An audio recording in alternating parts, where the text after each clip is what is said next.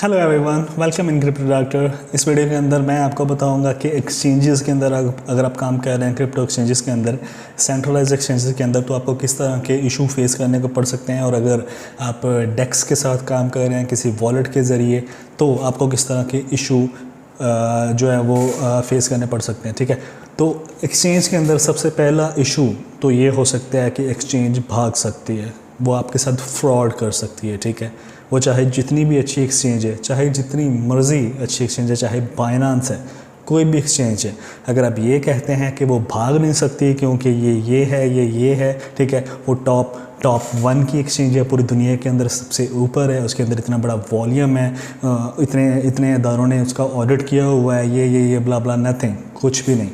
ठीक है, एक्सचेंज जितनी मर्ज़ी अच्छी है, सेंट्रलाइज एक्सचेंज जितनी मर्ज़ी अच्छी है, वो भाग सकती है, वो दिवालिया हो सकती है। ठीक है, कुछ भी हो सकता है। ओके, सेकंड चीज़ ये है कि वो अपनी एक्सचेंज किसी भी वक्त बंद कर सकते हैं। ठीक है, वो कुछ भी कह के, कोई भी कहानी बनाकर वो एक्सचेंज को बंद कर सकते हैं, वो मेंटेनेंस का कह के बंद कर सकते हैं। ठीक है, एक दो और इश्यूज़ ऐसे हैं जो वो कह के बंद कर सकते हैं, जिस तरह हैकिंग है, वो हैकिंग का कह के बंद कर सकते हैं। इस तरह बहुत सारी और रीजंस जो है वो बन सकती हैं फ्रॉड करने के लिए, वो कोई भी इशू बना सकते हैं। ठीक है, ओके, सबसे अहम जो चीज़ है वो है हैकिंग।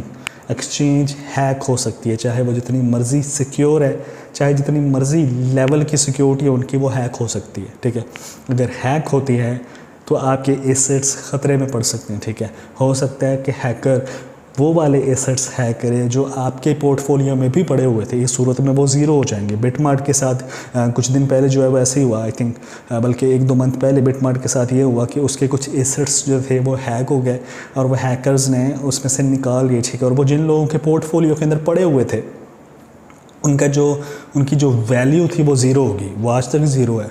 उन्होंने रिटर्न नहीं किया किसी भी सूरत के अंदर, और अगर उनसे पूछें तो वो कोई भी सेटिस्फाई रिप्लाई नहीं देते। ठीक है, कुछ भी नहीं करते। ठीक है, तो एक्सचेंजेस के साथ इस तरह के इशू बन सकते हैं। ठीक है, ओके, आपके एसेट्स लॉस्ट हो सकते हैं। ठीक है, आपने ट्रांजैक्शन की एक्सचेंज से, किसी भी जगह पर आपने किसी वॉलेट के अंदर ट्रांजैक्शन की है, किसी और एक्सचेंज पर ट्रांजैक्शन की है। ठीक है, वो जो ट्रांजैक्शन है वो लॉस्ट हो सकती है, क्योंकि ट्रांजैक्शन जब आपने सेंड कर दिया पैसा, ठीक है ना, वो डायरेक्ट जो है वो ब्लॉकचेन पे नहीं चला जाता, वो डायरेक्ट जो है आपकी ट्रांजैक्शन लेजर के ऊपर नोट नहीं हो जाती। ठीक है, उसको मैनुअली अलाउ किया जाता है, मैनुअली उसको सबमिट किया जाता है, परमिट किया जाता है उस ट्रांजैक्शन को होने के लिए। ठीक है, उसका एक प्रोसेस होता है। अगर आप बाइनांस के ऊपर भी विड्रॉ करते हैं, वो अप्रूवल पर चला जाता है आपका विड्रॉ, और थोड़ी देर के बाद मैनुअली अप्रूव किया जाता है। ठीक है, तो वहाँ पर इशू आ सकते हैं, आपसे कोई मिस्टेक हो सकती है, उनसे कोई मिस्टेक हो सकती है, गलत ब्लॉकचेन के ऊपर वो सबमिट हो सकता है। ठीक है,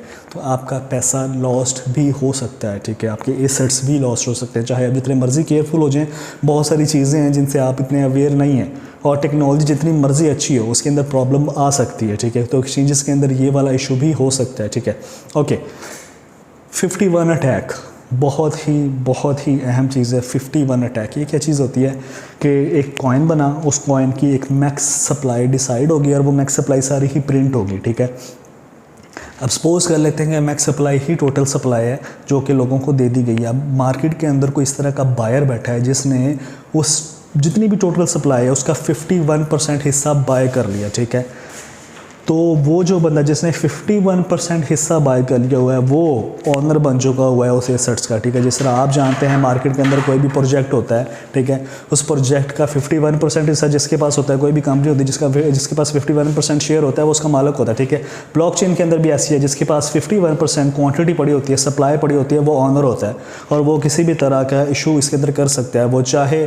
तो बाकी जो ट्रांजैक्शंस हो रही हैं, बाकी जो लोगों के पास 49% सप्लाई पड़ी हुई है, उसकी जो भी ट्रांजैक्शंस हो रही हैं वो ऑटोमेटिकली अपने वॉलेट के अंदर सेंड कर सकता है, या वो 51% जिसके पास हिस्सा पड़ा हुआ वो किसी भी वक्त मार्केट के अंदर सप्लाई फेंक कर प्राइस गिरा सकता है। ठीक है, बहुत सारे एसेट्स थे, बहुत सारे ऐसे प्रोजेक्ट्स थे, बहुत सारे ऐसे कॉइन्स थे जिनके ऑनर्स के पास, जिनके डेवलपर्स के पास इतनी सप्लाई पड़ी हुई थी कि मार्केट के अंदर जैसे ही बायर आए, उन्होंने बहुत सारा परचेज़ किया, फ़ौरन डेवलपर ने अपनी सप्लाई सेल की और फ़ौरन लिक्विडिटी पूल से पैसा निकल गया और कॉइन की प्राइस कम हो गई। ठीक है, ये सीन हो, क्योंकि मार्केट के अंदर जब उन्होंने सप्लाई फेंकी तो सप्लाई बढ़ गई।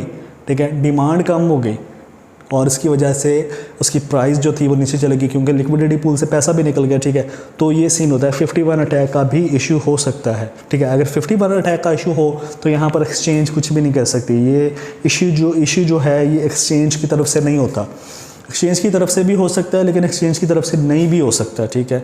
तो ये वाला प्रॉब्लम भी आपको देखना पड़ सकता है।